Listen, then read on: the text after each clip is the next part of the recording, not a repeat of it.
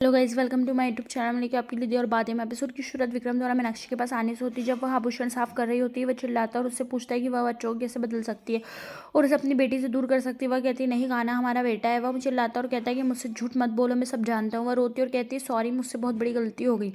वह कहती है कि क्या यह छोटी सी गलती है? आपने बच्चे को 9 महीने गर्भ में रखा और उसे अपने से अलग कर दिया।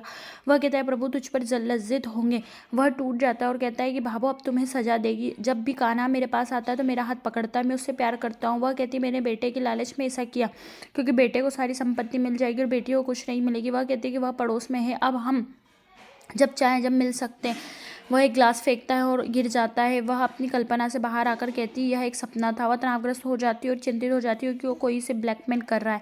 मीनाक्षी कहती है कि अगर मैं वहाँ नहीं जाऊँगी तो दिक्कत होगी। वह रोती है और सोचती है कि अब क्या करना चाहिए। वह कहती है कि मैं यह आभूषण उसे दे दूंगी और अपने रहस्य को छिपाए रखने के लिए इसका त्याग कर दूंगी। छवि पुष्पा से बात करने के लिए उसके पास आती है। वह कहती है कि मैं तुम्हारी मदद करूंगी, लेकिन पुष्पा उसकी मदद से इनकार कर देती है।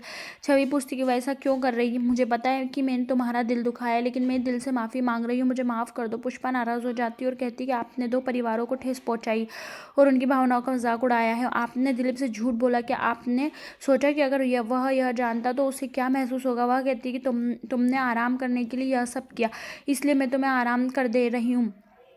छवि कहती है कि मुझे पता है कि मैंने गलत किया, लेकिन मैंने कई बार माफ़ी मांगी, फिर भी आप मुझे ताना मार रहे हैं। पुष्पा कहती है कि आपको लगता है कि मैं गलत कर रही हूँ? ठीक है, मैं भाभो को फ़ोन करूँगी, वह बताएंगी कि मैं जो कर रही हूँ वो सही या गलत है। उसे कॉल करूँगी। छवि उसके पैरों में गिर जाती है और उसे भाभो को ना बताने का अनुरोध करती है।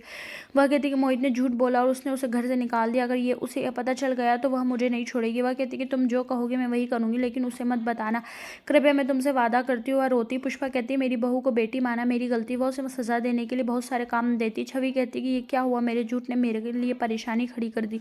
संध्या सूरज को खुश करने की कोशिश करती, वह लिफाफा बनाने की कोशिश करती, लेकिन नहीं बना पाती। सूरज यह देखकर मुस्कुराता है। वे हाथ पकड़ते दिए और बातें में गाना बजता है, जैसे कि उनके पास एक पलक है। उसकी चूड़ियां निकल जाती है और वह उसे पहनाता है। वह मुस्कुराती है और उसे अपना हाथ छोड़ने के लिए कहती है। वह पूछता है, क्यों, क्या तुम्हें कहीं जाना है? वह कहती है, हाँ, तुम्हारे लिए हल्दी दूध लाने के लिए। वह छोड़ देती। सूरज मुस्कुराया। भाभा और बाबा सा दुकान बंद देखकर परेशान है। वह रोती और सूरज के शब्दों के बारे में सोचती। इसने परिवार का समर्थन करने के लिए छोटी उम्र से ही काम करना शुरू कर दिया था और शिक्षित नहीं हुआ था। बाबा साहब ने उसे सत्वाना दी। संध्या भावों को रोते हुए देखती और बताती कि सूरज ने उनके लिए क्या किया, इस दुकान का उनके लिए क्या मतलब था। सूरज ने हमेशा उनका साथ दिया, यह दुकान उनकी मेहनत का गवाह है। उन्होंने अपने भाई बहनों को पढ़ा लिखा कर खड़ा किया, उनकी शादियों की और संध्या को भी पुलिस अधिकारी बनाया। वह कहती है कि यह दुकान मेरे सूरज की आत्मा थी और रोती है।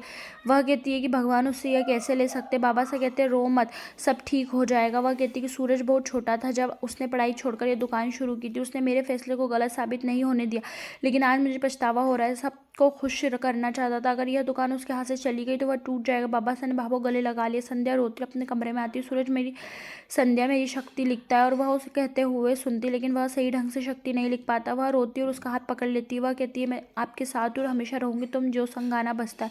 उनके पास एक पलक है। वह उसे गले लगाती और रोती। सुबह होने पर ताइसा ने भाभो से चिंता न करने के लिए कहा, क्योंकि वह लिखित बयान देगी। सूरज अपनी दुकान खोलता है और भाभो पूछती है कि कब आ रही है। वह कहता है कि वह आएगी। संध्या वकील के साथ वहाँ आती है और उन्हें यह खबर बताते हुए बहुत दुखी होती है। भाभो कहती है कि हमें अब वकील के पास जाना होगा। बालकृष्ण आते हैं और कहते हैं कि अब कुछ नहीं होगा। हर कोई उसे देखता है। वह संध्या से कहता है कि बताओ इस कोर्ट नोटिस में क्या लिखा है। संध्या देखती है। एपिसोड समाप्त होता आने वाले एपिसोड में संध्या ने अदालत के आदेश के अनुसार दुकान बंद कर दी और ताला लगा दिया। हर कोई हैरान है। भाभो और सूरज रोते हैं। एपिसोड समाप्त होता आने वाले एपिसोड के अपडेट जानने के लिए आप हमारे चैनल को लाइक सब्सक्राइब कीजिएगा।